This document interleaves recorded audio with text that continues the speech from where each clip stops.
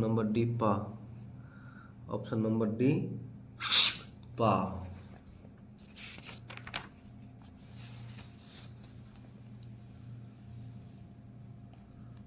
Question number 22, इनमें से गणनावाचक विशेषण का उदाहरण कौन सा है? इनमें से गणनावाचक विशेषण का उदाहरण कौन सा है? Option number A.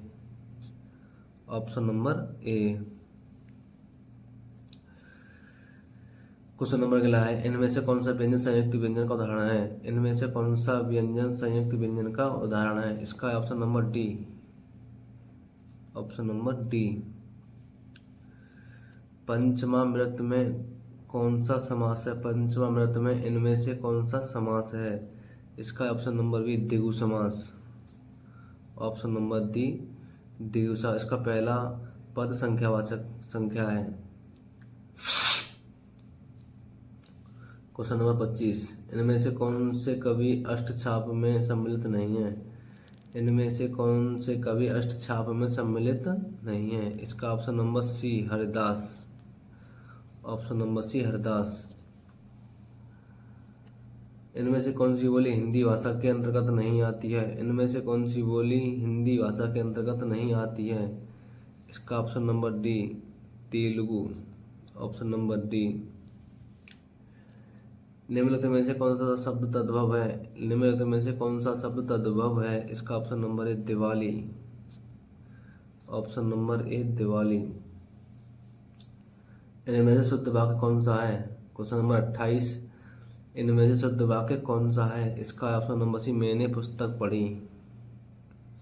मैंने पुस्तक पढ़ी। प्रथम राजभाषा आयोग के अध्यक्ष इनमें से कौन थे? प्रथम राजभाषा आयोग के अध्यक्ष इनमें से कौन थे? इसका option number D. Option number D. इनमें से कौन सी भाषा बहुरूपीय परिवार की भाषा नहीं है? इनमें से कौन सी भाषा बहुरूपीय परिवार की भाषा नहीं है? इसका option number C Malayalam. Option number C Malayalam.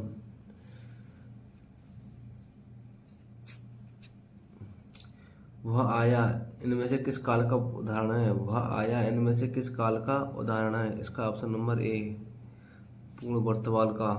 पूर्ण वर्तमान का।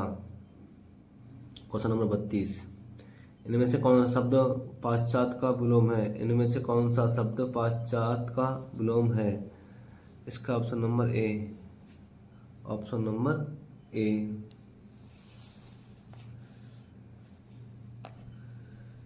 निम्न वाक्य गरीबों को दान दो में गरीब किस कारक का उदाहरण है? निम्न वाक्य गरीबों को दान दो में गरीब किस कारक का उदाहरण है? इसका ऑप्शन नंबर बी संप्रदान कारक।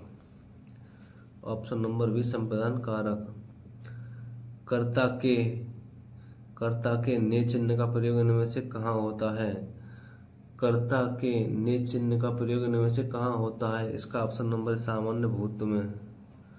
सामान्य भूत काल में।